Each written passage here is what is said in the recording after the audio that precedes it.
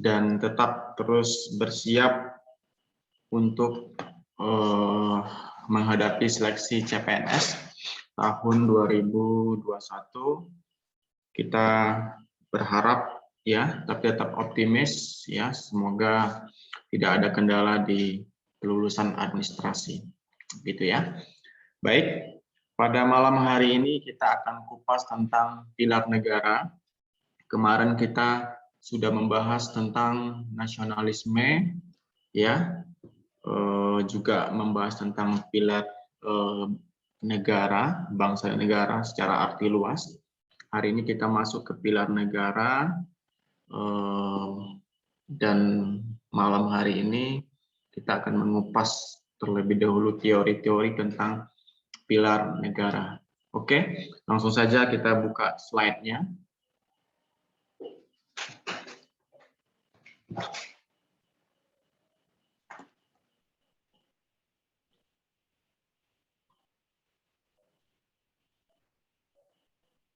Oke, jadi di Indonesia itu ada 4 pilar negara, ya. Pilar negara itu kalau kita definisikan adalah kumpulan nilai-nilai luhur yang harus dipahami oleh seluruh lapisan masyarakat dan menjadi panduan dalam kehidupan, ya, ketatanegaraan untuk mewujudkan bangsa yang adil, makmur, sejahtera, dan bermartabat. Nah, ada 2 poin di sini. Pertama, nilai-nilai luhur, ya. Yang kedua adalah untuk menjadi panduan, ya. Lalu 2 ini nanti akan mencapai tujuan. Tujuannya apa? Masyarakat yang adil, makmur, sejahtera, dan bermartabat. Itu adalah definisi dari pilar negara, ya, nilai-nilai luhur. Nah, ada 4 pilar negara yang disepakati ya para pendahulu kita, oke, yaitu pertama Pancasila, ya, kemudian Undang-Undang Dasar 1945, yang ketiga Bhinneka Tunggal Ika, ya, yang keempat Negara Kesatuan Republik Indonesia. Nah, melalui nilai-nilai 4 pilar ini diharapkan dapat mengukuhkan jiwa nasionalisme dan patriotisme generasi penerus bangsa, ya, terutama kita sebagai calon abdi negara. 4 pilar ini dapat menjadi panduan yang efektif. Nah, lagi-lagi ada kata kuncinya di sini, panduan ya. Dan nyata, berarti kalau nyata itu sudah terbukti apabila semua pihak konsisten menjalankannya.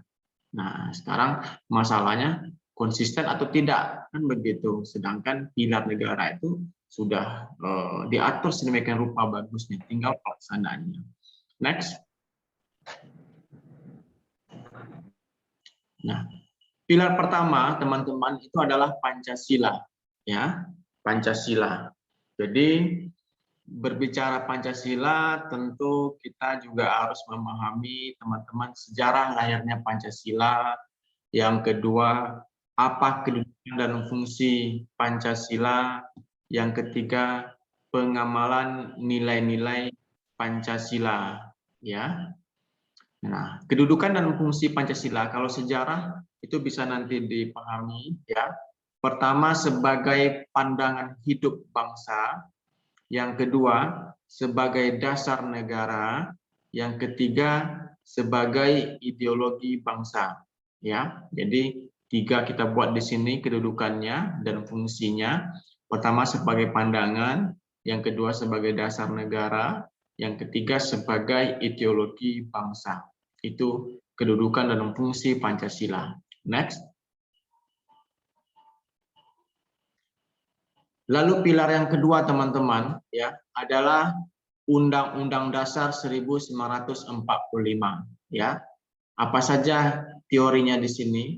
Pertama, naskah Undang-Undang Dasar 45, yang kedua, pasal-pasal Undang-Undang Dasar 45, yang ketiga, sifat dan fungsi Undang-Undang Dasar 45. Nah, di sini nanti ya kita tidak terlalu banyak mengupas tentang pasal-pasal karena nanti disiapkan waktu khusus karena sesuai dengan permintaan teman-teman ya. apa trik-triknya dan mind map-nya, bagaimana bisa menghafal pasal-pasal dengan cepat sehingga nanti bisa menjawab soal juga dengan cepat. Nah, sebelum dilakukan amandemen, teman-teman, Undang-Undang Dasar 45 itu terdiri atas satu, ada pembukaan. Nah, pembukaan ada 4 alinea ya. 2, batang tubuh ya. Batang tubuh itu terdiri dari 16 bab ya, 16 bab, 37 pasal, 65 ayat, 16 ayat berasal dari 16 pasal yang hanya terdiri dari 1 ayat, dan 49 ayat berasal dari 21 pasal yang terdiri 2 ayat atau lebih. 4 pasal aturan peralihan dan 2 aturan tambahan serta penjelasan. Oke. Nah, lanjut. Lalu sifat dan fungsi Undang-Undang Dasar 45 ya. Undang-Undang Dasar 45 memiliki sifat satu, tertulis, rumusannya jelas, merupakan suatu hukum yang mengikat pemerintah sebagai penyelenggara negara serta mengikat bagi setiap warga negara. Yang kedua, singkat dan supel, memuat aturan pokok yang setiap kali harus dikembangkan sesuai dengan perkembangan zaman. Ya. Yang ketiga, memuat norma-norma, aturan-aturan serta ketentuan yang dapat dan harus dilaksanakan ya secara konstitusional. 4, merupakan hukum positif yang tertinggi. Oke. Kemudian fungsi Undang-Undang Dasar 45. 1, alat kontrol. Sebagai alat kontrol apakah aturan hukum yang lebih rendah sesuai atau tidak dengan norma hukum yang lebih tinggi, yaitu Undang-Undang Dasar 45. Kedua, pengatur ya. Yang ketiga, pengatur bagaimana kekuasaan negara disusun, dibagi dan dilaksanakan. 3, penentu ya. Penentu hak dan kewajiban negara, aparat negara, dan warga negara. Itu fungsi Undang-Undang Dasar 1945. Jadi sifatnya ada 4, lalu fungsinya ada 3. Next. Nah, silakan teman-teman. Ini Undang-Undang Dasar 45 adalah konstitusi ya, negara sebagai landasan konstitusional bangsa. Ya, menjadi landasan hukum dasar bagi setiap perundang-undangan di bawahnya ya. Sebentar teman-teman.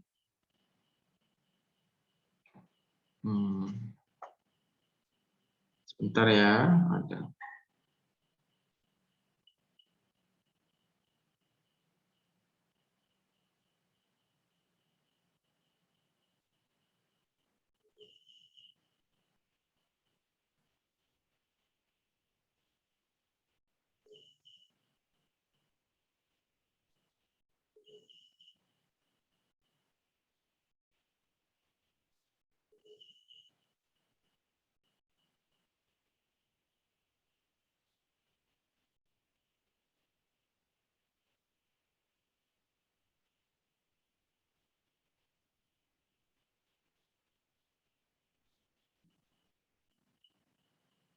Sebentar ya teman-teman.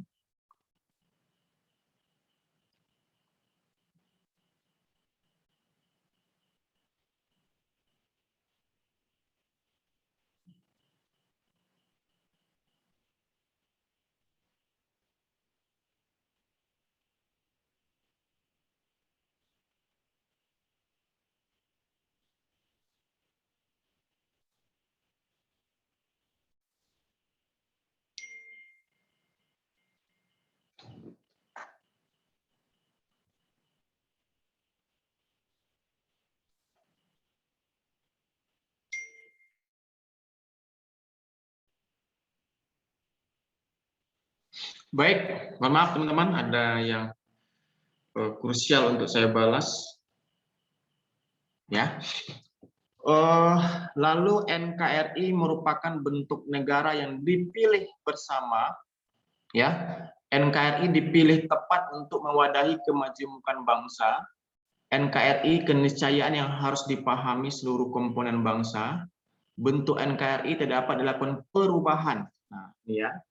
Dan tidak dapat diganggu gugat sesuai pasal 37 ayat 1 ya. Lalu Bhinneka Tunggal Ika ya adalah semboyan negara sebagai modal untuk bersatu ya. Kemajemukan bangsa merupakan kekayaan yang menjadi kekuatan sekaligus tantangan bagi bangsa Indonesia. Kemajemukan harus kita junjung tinggi serta kita wujudkan dalam semboyan Bhinneka Tunggal Ika. Oke. Next teman-teman. Kita cepat aja di teori ini ya. Lalu ada pilar yang ketiga, Negara Kesatuan Republik Indonesia. Ya. Para pendiri bangsa, the founding father kita sepakat membentuk negara kesatuan karena dipandang paling cocok dengan atau bagi karakter bangsa Indonesia yang memiliki keanekaragaman. Ya.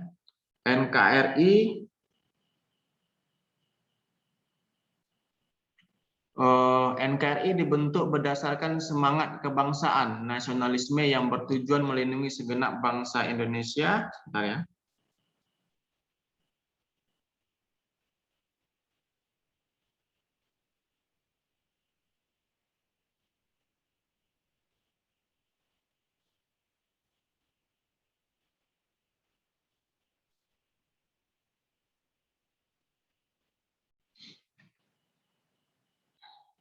Oke.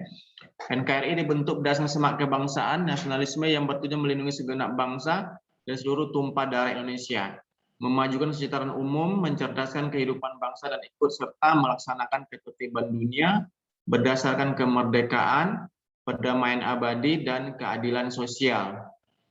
Negara di bumi bagian timur, benua Asia Tenggara diapit oleh dua samudra. Nah, ini kita belajar lagi ya tentang Indonesia secara geografis. Ya, Pasifik dan Hindia dengan iklim tropis serta letak astronomis. Nah, bla bla bla bla, teman-teman bisa membacanya ya. Oke, next. Nah, ini konsep negara kesatuan menurut Undang-Undang Dasar 45. Ya, ini penting teman-teman, kita baca satu persatu. Ya. Perubahan Undang-Undang Dasar 45 mengukuhkan keberadaan negara Indonesia sebagai negara kesatuan dan menghilangkan keraguan akan pecahnya NKRI. Pasal-pasal dalam Undang-Undang Dasar 45 memperkukuh prinsip-prinsip negara kesatuan dan tidak mengubah sedikit pun menjadi negara federal. Ya. Negara Kesatuan Republik Indonesia merupakan bentuk final negara bagi bangsa Indonesia dan tidak dapat dirubah sesuai pasal 1 ayat 1. Ada 5 pasal yang menyebut Indonesia sebagai negara kesatuan. Nah, pasal 13, pada 13 Desember 1957, pemerintah mengeluarkan deklarasi Juanda yang menyatakan segala perairan di sekitar, di antara dan menghubungkan antara pulau yang termasuk dalam darat Republik Indonesia dan tidak memandang luas dan lebarnya adalah bagian yang wajar dari wilayah daratan Republik Indonesia. Penentu batas laut sejauh 12 mil. Nah, ini teman-teman bisa baca ini ya konsepnya ya. Sampai nantinya deklarasi Juanda menegaskan Indonesia merupakan satu kesatuan wilayah Nusantara. Laut bukan lagi pemisah, tapi sebagai pemersatu. Jadi laut itu bukan pemisah ya, ini harus dipahami. Itu justru pemersatu. Oke, next. Identitas resmi Indonesia. Nah, ini identitas kita ya. Indonesia Raya sebagai lagu kebangsaan, ini perlu dipahami teman-teman. Bendera merah putih sebagai bendera kebangsaan, burung Garuda. Nah, ingat ya, burung Garuda sebagai simbol ya, bukan lambang ya. Simbol lambang sama nggak ya? 4, Bhinneka Tunggal Ika sebagai semboyan. Jadi harus dibedakan. Bhinneka Tunggal Ika sebagai semboyan, burung Garuda sebagai simbol kebangsaan. Nah, sekarang terbentuknya NKRI pada tanggal 17 Agustus 45. Proklamasi Kemerdekaan Republik Indonesia yang dibaca oleh Soekarno dan ditandatangani oleh Soekarno Muhammad Hatta. 18 Agustus 45, PPKI mengesahkan Undang-Undang Dasar 45 memilih Insinyur Soekarno Muhammad Hatta sebagai Presiden dan Wakil Presiden dalam masa peralihan waktu dibantu oleh Komite Nasional. Tanggal 19 Agustus, Presiden memanggil beberapa anggota PPKI dan cendekiawan dan pemuda untuk membentuk KNIP, ya, Komite Nasional Indonesia Pusat, yang akan berfungsi sebagai DPR, ya, sebelum terbentuknya, ya, DPR hasil pilihan rakyat. Lalu sejak hari itu sampai awal September, Presiden dan Wapres membentuk kabinet yang sesuai dengan Undang-Undang Dasar 45, dipimpin Presiden, mempunyai 12 departemen serta menentukan wilayah NKRI dari Sabang sampai Merauke yang dibagi menjadi 8 provinsi, masing-masing dikepalai oleh seorang gubernur. Provinsi itu adalah Sumatera, Jawa Barat, Jawa Tengah, Jawa Timur, Kalimantan, Sulawesi, Maluku, dan Sunda Kecil, yaitu Bali dan Nusa Tenggara. Itu terbentuknya NKRI, teman-teman. Next. Nah, apa tujuan NKRI dalam pembukaan Undang-Undang Dasar 45 alinea keempat? Yaitu kemudian daripada itu untuk membentuk suatu pemerintah negara Indonesia yang melindungi segenap bangsa Indonesia dan seluruh tumpah darah Indonesia, dan untuk memajukan kesejahteraan umum, mencerdaskan kehidupan bangsa, dan ikut melaksanakan ketertiban dunia yang berdasarkan kemerdekaan, perdamaian abadi, dan keadilan sosial. Nah, itu ya tujuan NKRI. Kemudian lanjutan dari tujuan yang ada di pembukaan tadi, melindungi segenap bangsa Indonesia, seluruh tumpah darah Indonesia. Nah, itu udah cakupannya ya, teman-teman ya. Oke, lanjut. Pilar keempat, Bhinneka Tunggal Ika. Ya, ini tidak saya belum. Yang Bhinneka Tunggal Ika memang belum saya buat materinya ya, karena nanti ada materinya. Sekarang kita masuk kedudukan 4 pilar negara ya. Nah, penyebutan 4 pilar bukan berarti keempat pilar memiliki kedudukan yang sederajat. Itu harus dipahami oleh teman-teman. Ya, setiap pilar memiliki tingkat, ya, fungsi dan konteks yang berbeda. Pancasila sebagai ideologi dasar negara kedudukannya lebih tinggi dari ketiga pilar lainnya. Jadi Pancasila yang paling tertinggi karena dia merupakan ideologi, ya, dasar negara. Oke, next.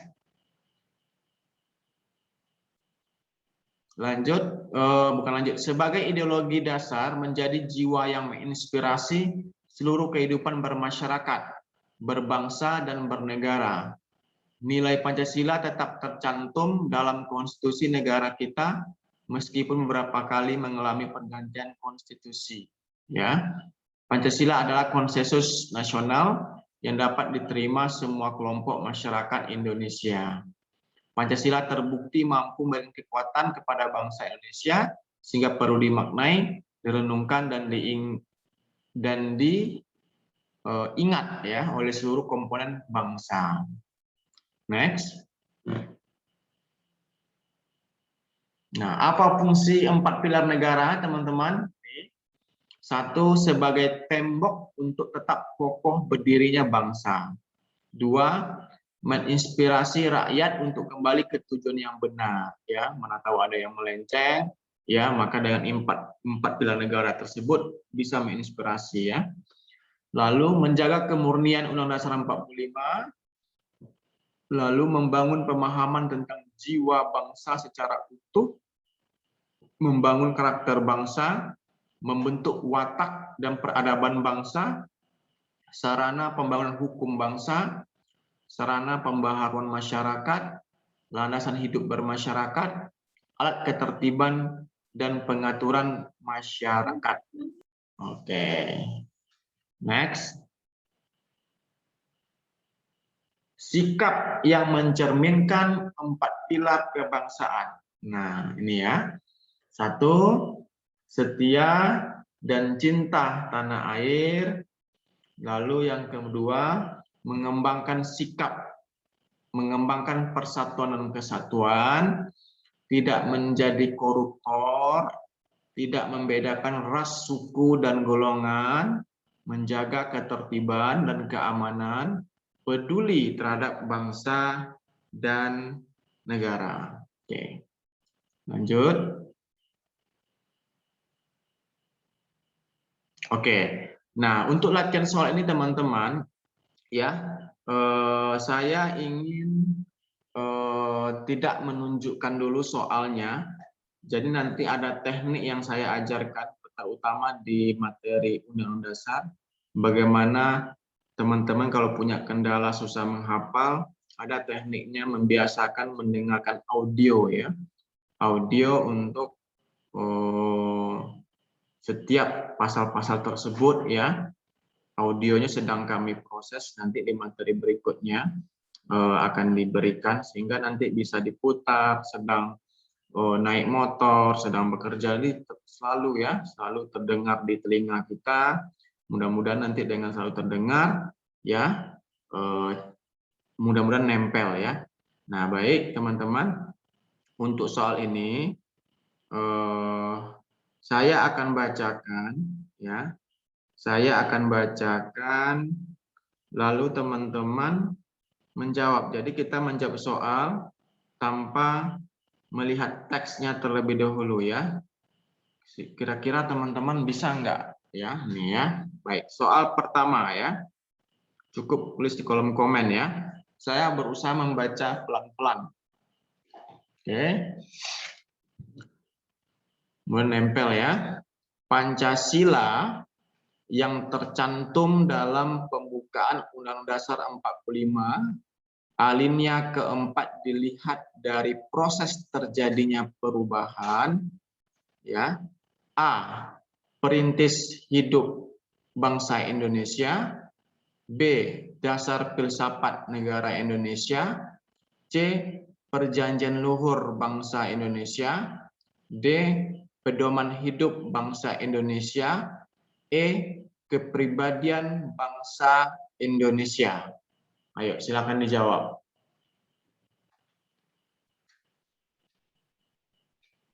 Bisa nggak teman-teman ya? Oke, A. Ada yang B, ada lagi.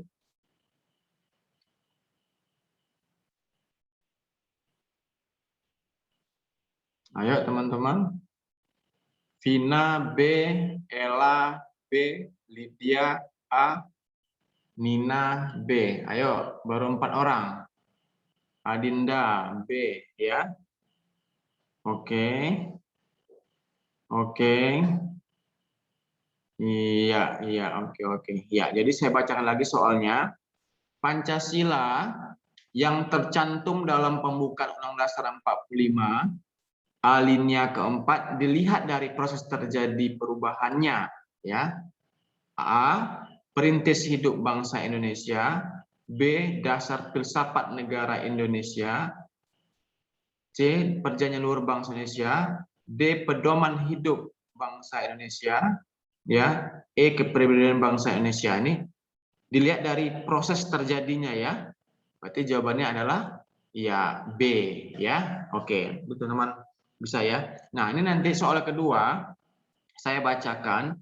Nanti saya akan tanya ya beberapa orang, siap-siap untuk menceritakan kembali isi soal ya. Tidak perlu sama ya dengan apa yang dibaca secara utuh nantinya. Teman-teman buat kesimpulan ya.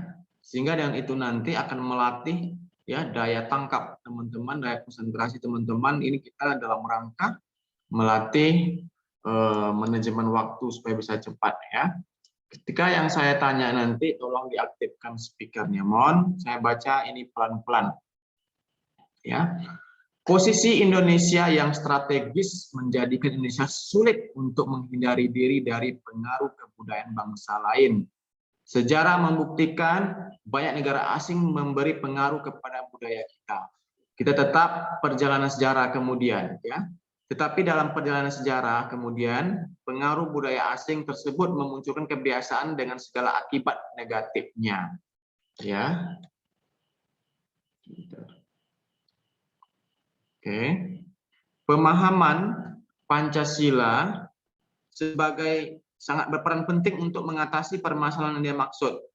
Hal ini diwujudkan dengan salah satu fungsi Pancasila dalam menyaring budaya asing adalah sebagai. Nah, oke. Saya tidak harus meminta teman-teman untuk menjawab dengan menceritakan kembali membaca, tapi paling tidak tahu inti-intinya ya. Silakan pertama Mbak Ella Anggreni ya. Apa yang Mbak tangkap dari soal yang saya baca atau ceritakan kembali soal yang saya baca? Dari soal yang saya tangkap, Pak, itu mengenai posisi Indonesia kan adalah posisi yang strategis. Jadi Iya. untuk menerima pengaruh dari negara atau budaya asing itu akan cepat, pengaruhnya tuh akan lebih cepat, yang Iya. menyebabkan pengaruh dari negara asing itu berakibat negatif untuk negara kita. Iya. Terus pertanyaan, ya. Pertanyaannya tadi, lupa Lupa. Pak. Oke, enggak apa-apa. Berarti paling tidak sudah bisa menangkap 80% ya. Cuman lupa apa yang ditanya ya. Enggak masalah. Coba Padila Intan Safitri, silakan ceritakan kembali ya apa yang didengar dari soal yang saya baca. Inti dari soal tersebut itu tentang pengaruh budaya asing itu ada pengaruh negatifnya. Yang ditanyakan tuh fungsi Pancasila dalam menyaring budaya asing. Oke, nah satu orang lagi ya, saya tanya Nina Riyani ya, Yani. Silakan. Iya, Pak. Kalau menurut saya, budaya asing yang masuk ke Indonesia itu ditangkal dengan butir-butir Pancasila. Butir-butir Pancasila ya. Ya. Itu intinya ya. Ya.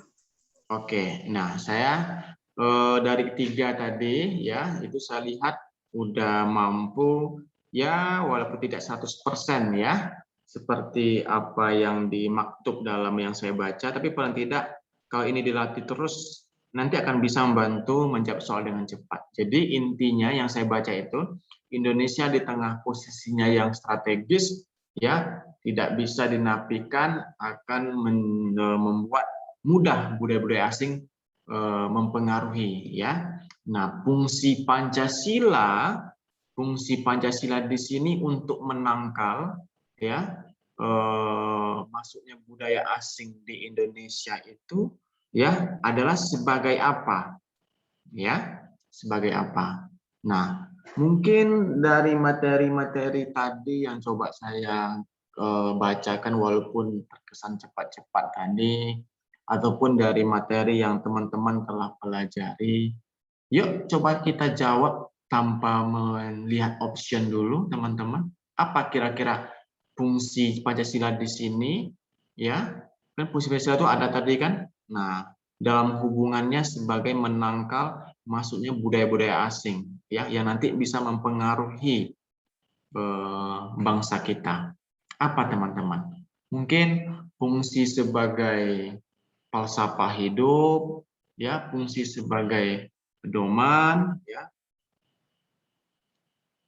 Ayo, kan materi ini kan juga mungkin udah teman banyak ini ya pelajari. Jadi kita coba berlatih jawab, baca soal, ceritakan sendiri, ciptakan jawaban sendiri sebelum nanti option. Jadi kalau kita mampu seperti itu, mudah-mudahan kita cepat ya, cepat menjawab. Ini soalnya, oh ini jawabannya. Tinggal nanti mencari di option jawabannya kalau itu udah pasti. Gitu. Ada yang bisa silakan tulis di kolom komen, ya. Nanti baru saya bacakan optionnya. Tulis di kolom komen, teman-teman. Di kolom chat ya. Oh, sebagai kepribadian bangsa dari Mbak Vina, Mari Adinda, fungsi sebagai kepribadian bangsa. Ada lagi yang lain?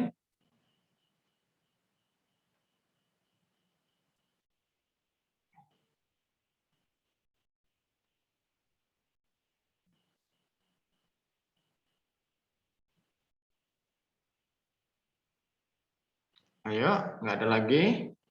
Oke, nggak masalah. Oke, saya baca optionnya ya. A.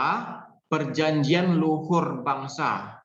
Perjanjian luhur berarti tidak ada hubungannya ya.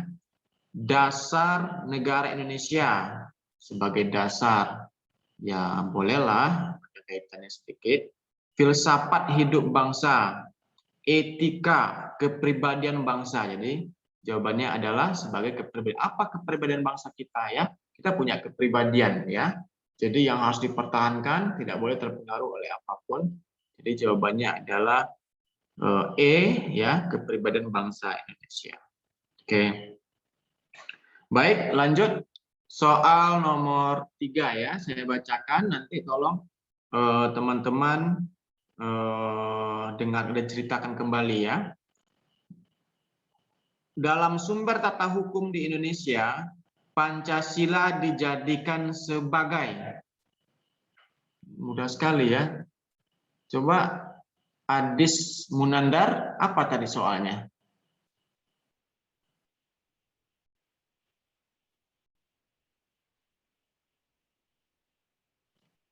Halo?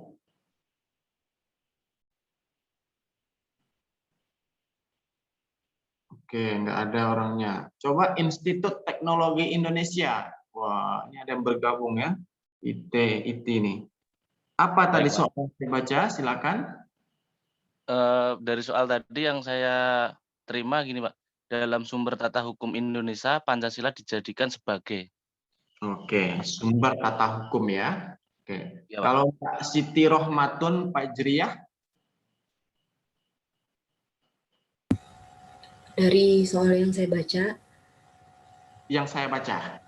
dari soal yang Bapak baca tadi, Yang nggak dengar ya. Oke, iya, oke.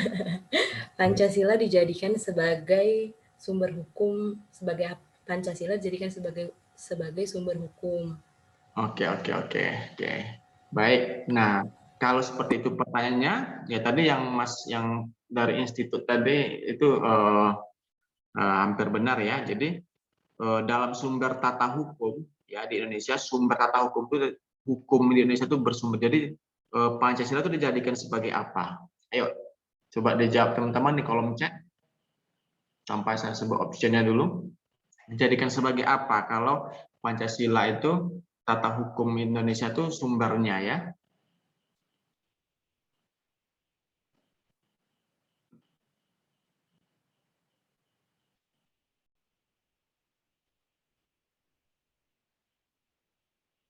Sumber dari segala sumber hukum. Oke. Ada lagi? Ada lagi teman-teman?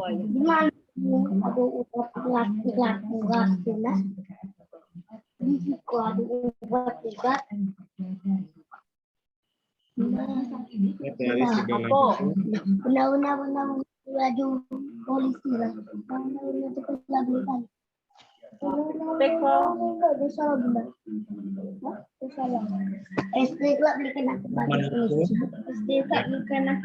dari segala sumber hukum negara. Oke. Terus ya, jadi saya bacakan di sini optionnya. Ya.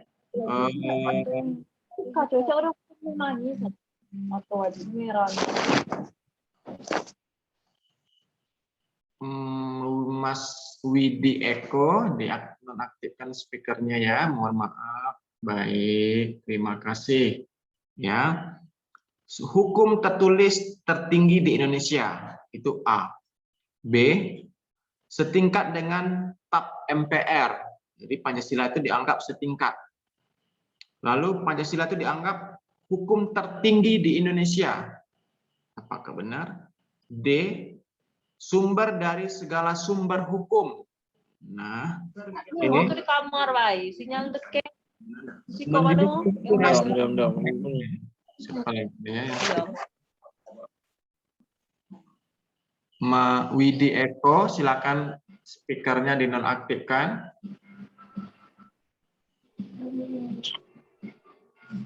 Mungkin nggak sadar. Tadi itu lagi nah. Oke, teman-teman, jawabannya benar adalah jadi segala itu adalah Pancasila ya sebagai sumber hukum di Indonesia ya. Baik, soal nomor 4 ini panjang, tolong teman-teman dengarkan nanti saya tanya. Kemudian tidak ada lagi yang aktif speakernya supaya bisa konsentrasi. Lagi.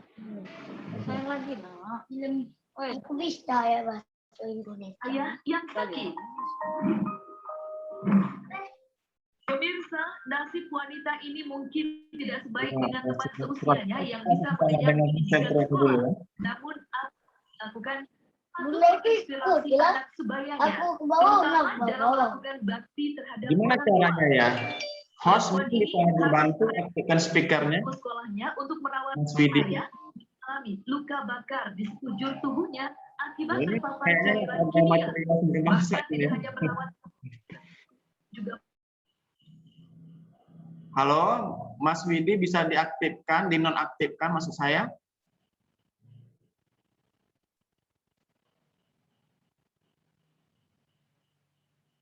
Oke, nggak dengar lagi. Oke, dengar ya teman-teman ya. Soal nomor 4. Hilman berhasil menyelesaikan studi S2 di Jerman. Oh, muncul lagi ya. Ini kayaknya Tetangganya pun memberikan bantuan untuk keluarganya. Tak heran, kisahnya pun mengundang rasa haru bagi warganet. itu soalnya dari Mas Widi Eko ya. Pemirsa, kisah keluarga mendapat cobaan. Sejatinya tidak ada yang sempurna di dunia ini. Dan segala cobaan pasti ada hikmah. Ya. Host mungkin bisa di mute-nya semua nggak bisa ya? Ada sederet kisah menarik yang diciptakan manusia Bisa dan coba berhasil diperlihatkan. menuai perhatian saja. Kita simak kisahnya berikut ini. Benda unik menarik perhatian. Ekor raksasa terbang. Pemirsa, Anda pasti bertanya-tanya ketika ada sebuah ekor raksasa melayang di udara. Seperti yang terekam dalam video berikut ini. Halo, ada yang bisa membantu? Beredar di media sosial. Nggak bisa di-mute kan ya? Ini kita mau berlatih konsentrasi, ini malah ada yang mengganggu konsentrasi kita. Hilang, nanti pas saya baca muncul lagi, udah. Mungkin Mas Eko-nya nggak sadar ya. Baik, saya bacakan. Hilman berhasil menyelesaikan studi S2 di Jerman. Hilman kemudian mendapatkan tawaran bekerja di perusahaan asing dengan gaji cukup tinggi. Akan tetapi, Hilman menolak dan lebih ingin mengembangkan desa kelahirannya. Hilman bekerja sama dengan teman-teman mengembangkan daerah tempat tinggalnya. Pada penjelasan tersebut, kerjasama yang sesuai dengan satu dari 5 dasar bela negara yaitu, saya ulangi, pada penjelasan tersebut, kerjasama yang sesuai dengan salah satu dari 5 dasar bela negara. Ini soal berhubungan dengan bela negara ya. Apa teman-teman? Ya, saya tanya dari soal saya baca, siapa bisa menceritakan kembali yang belum saya tanya? Andi Berson, silakan.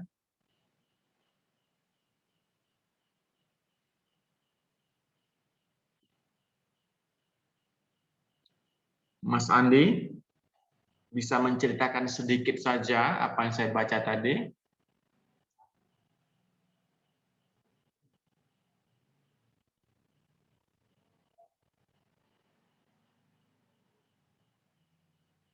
Oke, mungkin Mas Andinya sedang makan. Mbak Lydia, ayo ceritakan kembali apa yang saya bacakan tadi.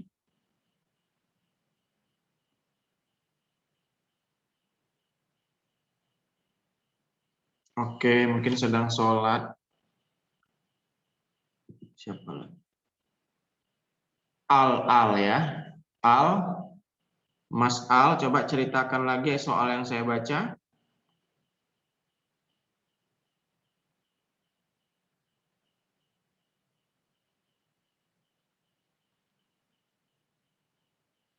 Halo?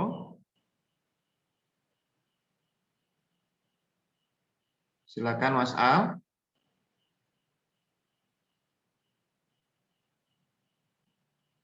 Enggak, mungkin aktif ya. Masuk Zoom habis itu pergi. Ya, silakan. Siapa? Adinda Reski dari Kaputri. Wah, namanya cukup bagus. Silakan diceritakan kembali apa yang saya baca tadi. Silakan. Dari soal yang saya dengar, Bagus. berisi Hilam berhasil menyelesaikan studi S2 di Jerman. Lalu ia ditawarkan kerja di perusahaan asing dengan gaji tinggi. Namun ia menolak dan ingin mengembangkan desa di tempat daerahnya berasal. Kerjasama ini sesuai dengan bela negara? Itu Pak pertanyaannya. Iya, bagus ya. Karena ini pertanyaannya agak rancu, mungkin ada beberapa kalimat yang belum cocok. Ini saya bacakan aja optionnya ya. Saya baca soal dulu lagi. Hilman berhasil menyelesaikan studi S2 di Jerman. Hilman kemudian mendapatkan tawaran kerja bekerja di perusahaan asing dan gaji cukup tinggi. Akan tetapi Hilman menolak, lebih ingin mengembangkan desa kelahirannya. Hilman bekerjasama dengan teman-teman mengembangkan daerah tempat tinggalnya. Pada penjelasan tersebut, kerjasama yang sesuai dengan salah satu dari 5 dasar bela negara. Sedangkan kita belum belajar nih ya bela negara. Kok masuk soal ini? Itu nggak apa-apa kita jawab. Yaitu A. Meyakini Pancasila sebagai ideologi negara. B. Menjunjung tinggi sikap bela negara. C. Rela berkorban untuk bangsa dan negara. D. Memegang teguh sikap cinta tanah air. E. Menjunjung tinggi rasa kedaerahan. Apa jawabannya ini? Silakan di kolom chat.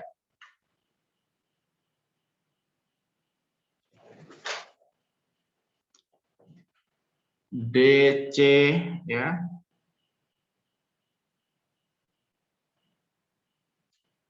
D, ada yang C, C.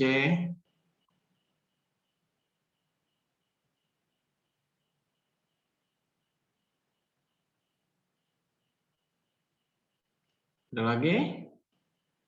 Yang C 1, 3. Yang D 3 juga. Imbang ini. Ayo, ada lagi yang bisa memberikan jawaban?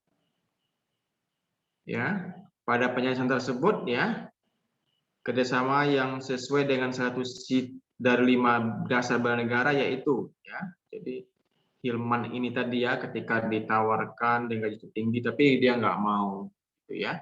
Apakah C, rela berkorban untuk bangsa dan negara? Apakah D, memegang teguh sikap cinta tanah air? Oke, jawaban yang lebih tepat kalau kita lihat dari soalnya itu adalah D, teman-teman ya. Yaitu memegang teguh sikap cinta dan tanah air. Karena tadi di situ dia dihadapkan pada pilihan bekerja di negara lain, ya, tapi karena dia teguh mencintai tanah airnya, dia tidak menerima tawaran tersebut, ya. Itu yang sesuai ya. Oke, lanjut. Saya bacakan soal nomor 5. Tolong didengarkan baik-baik. Dalam kehidupan berbangsa dan bernegara, di Negara Kesatuan Republik Indonesia yang merupakan pilar-pilar negara di Indonesia terdiri komponen berikut, kecuali, saya enggak usah tanya ya, ini mudah banget untuk diingat. A. Pancasila. B. Garuda Pancasila. C. Undang-Undang Dasar 45. D. NKRI. E. Bhinneka Tunggal Ika. Ayo cepat teman-teman, ini mudah sekali nih. Ya, 2 detik. Di sini nanti kita cepat banyak mengumpulkan waktu tersisa ya. Ada lagi? B. Ada lagi?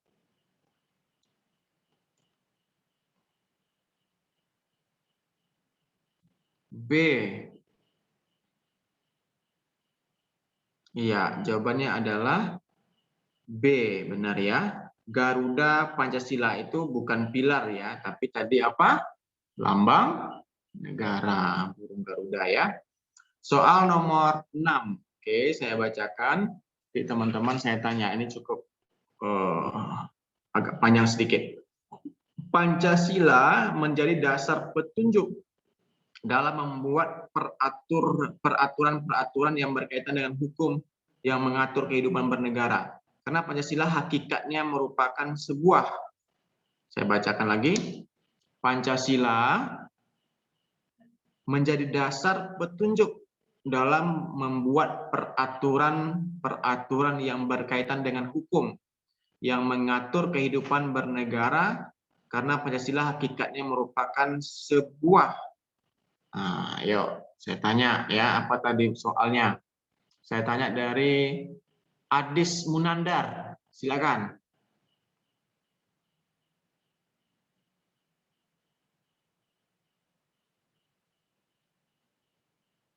Enggak ada. Al? Enggak ada juga. Ella Anggreni? Iya. Soal yang saya dengar, Pancasila itu adalah dasar petunjuk untuk membuat peraturan-peraturan hukum. Karena Pancasila itu hakikatnya adalah. Iya. Di dasar apa hakikatnya? Tadi udah dibacakan secara cepat. Apa jawabannya ya? Lalu coba Mbak Fitri, silakan. Apa yang saya baca tadi?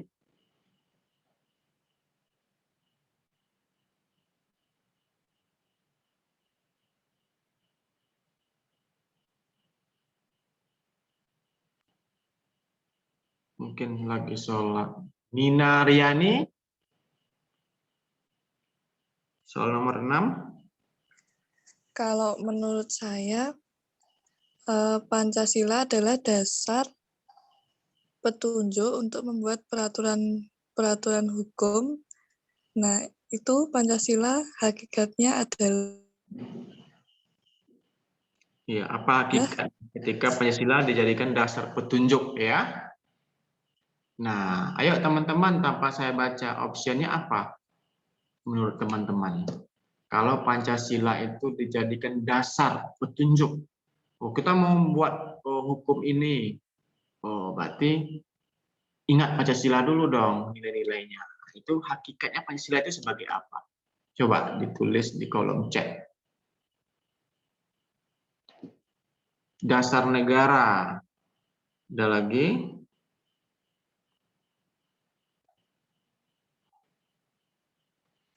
Dari Mbak Pina, dasar negara. Hakikatnya Pancasila itu adalah dasar negara. Jadi ketika itu dasar ya apa-apa itu harus kembali ke dasar begitu maksudnya ya, atau pedoman. Ayo. Sumber dari segala sumber. Yang tadi ya. Oke, kita tampung dulu. Ada lagi?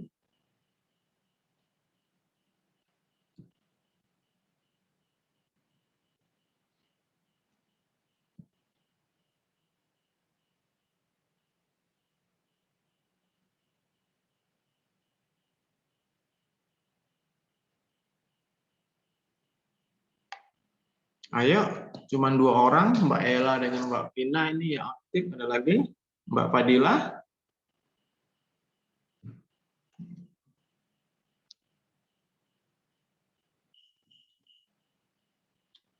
Ya, saya bacakan. Oke, sumber hukum, dasar negara. Saya bacakan ya, optionnya. Saya bacakan soalnya dulu supaya enak. Pancasila menjadi dasar petunjuk dalam membuat peraturan-peraturan yang berkaitan dengan hukum yang mengatur kehidupan bernegara, ya. Karena Pancasila hakikatnya merupakan sebuah A, dasar ideologi negara, B, keinginan negara yang ditemukan oleh the founding father kita, C, keputusan bersama seluruh rakyat yang diwakili oleh Insinyur Soekarno, D, kesepakatan para pendiri bangsa, E, sumber dari segala sumber hukum. Nah, tadi ada yang menjawab A, berarti ada yang menjawab E. Ya, di situ tadi ya. Pancasila menjadi dasar petunjuk. Dasar petunjuk ya. Berarti jawaban yang tepat adalah teman-teman ya. Sumber dari segala sumber hukum kan sumbernya ya. Jadi dasar petunjuknya kepada sumber. Baik. Soal nomor 7. Saya bacakan. Radikalisme merupakan salah satu ancaman serius terhadap nilai-nilai luhur Pancasila.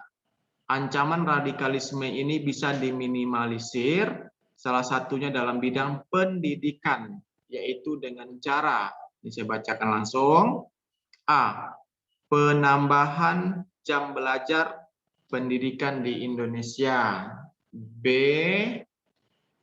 Pendidikan Pancasila sebagai sarana untuk membentuk wawasan dan karakter. C. Pendidikan Pancasila jadikan tanggung jawab guru dan siswa. D. Perlunya perubahan gaya pembelajaran pendidikan Pancasila. E. Pendidikan Pancasila jadikan dasar dan sumber pembelajaran. Apa jawabannya teman-teman? Oke, B dari Mbak Nina.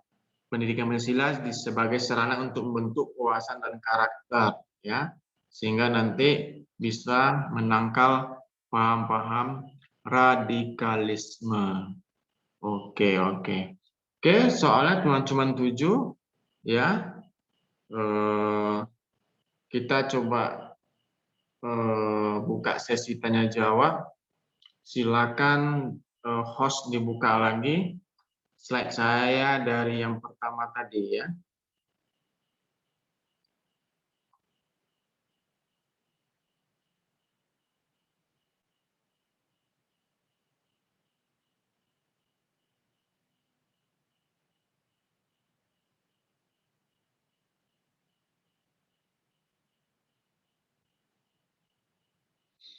Oke, teman-teman, di sini ada pertanyaan dulu. Kita coba buka pertanyaan per slide ya, supaya teman paham.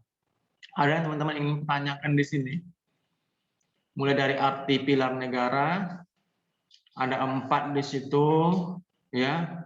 Lalu dijelaskan lagi melalui nilai 4 ini diharapkan dapat menumbuhkan jiwa nasionalisme dan patriotisme generasi penerus bangsa. 4 pilar ini dapat menjadi panduan yang efektif dan nyata apabila semua pihak konsisten. Silakan bagi yang ingin bertanya di sini, aktifkan speakernya. Kita buka sesi tanya jawab dan dialog bersama. Silakan.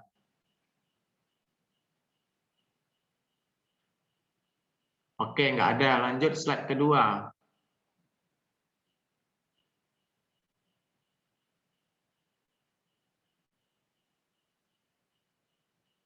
Lanjut slide kedua, Mas. Di sini ada, kalau sejarah lahir Pancasila belum saya berikan ya, itu bisa nanti dibaca.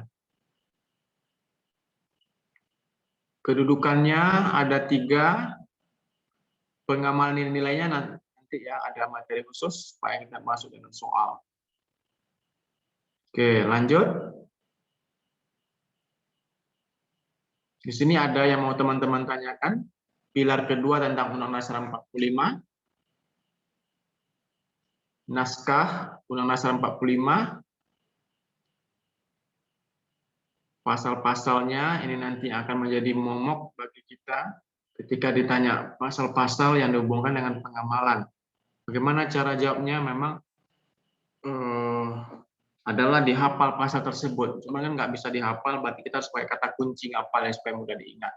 Selain kata kunci, tadi yang saya sampaikan metode audio ya, terus itu didengar. Oke, lanjut. Di sini ada pertanyaan. Sifat dan fungsi Undang-Undang Dasar.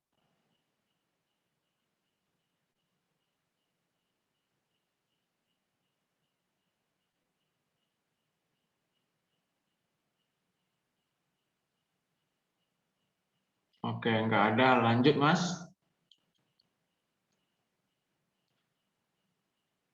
Next. Di sini ada pertanyaan.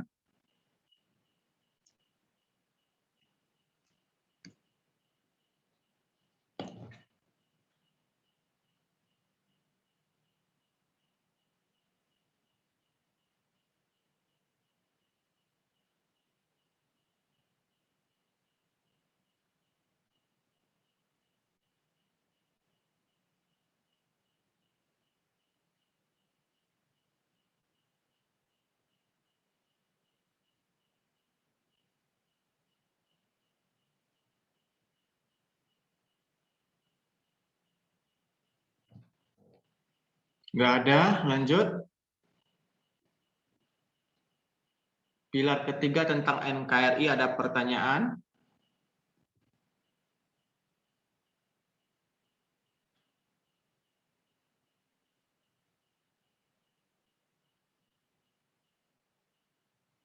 Oke, lanjut. Konsep negara kesatuan menurut Undang Dasar 45, ini konsepnya. Ada pertanyaan.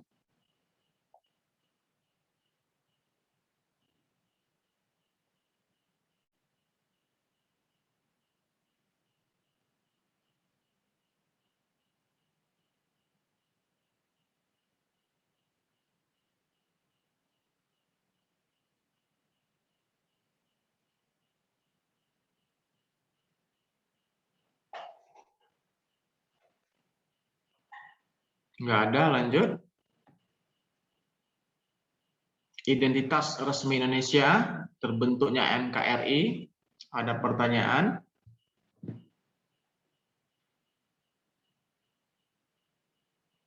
Oke, mungkin sepertinya teman-teman mau membacanya dulu ya. Lanjut ke soal tadi, Mas.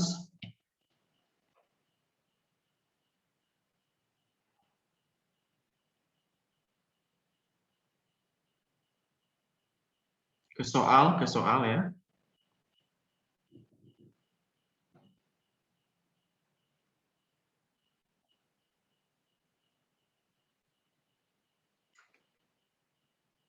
Nah, ini soal.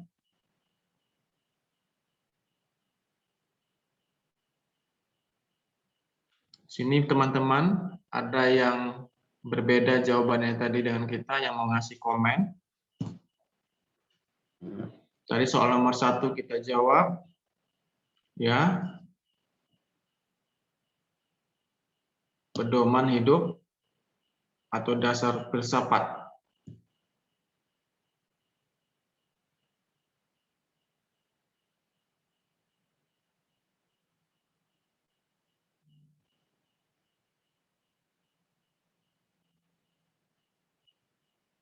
Oke, soal nomor 2 ada yang masih ragu. Jawabannya tadi adalah kepribadian bangsa. Ini ada yang di kolom chat sepertinya ya. Enggak ada ya. Lanjut soalnya.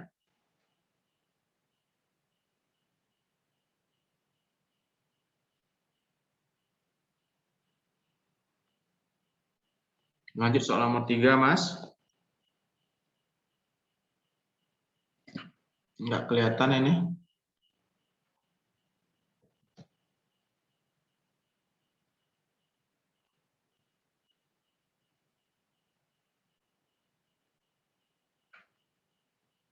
Enggak kelihatan. Soal nomor 4, seterusnya.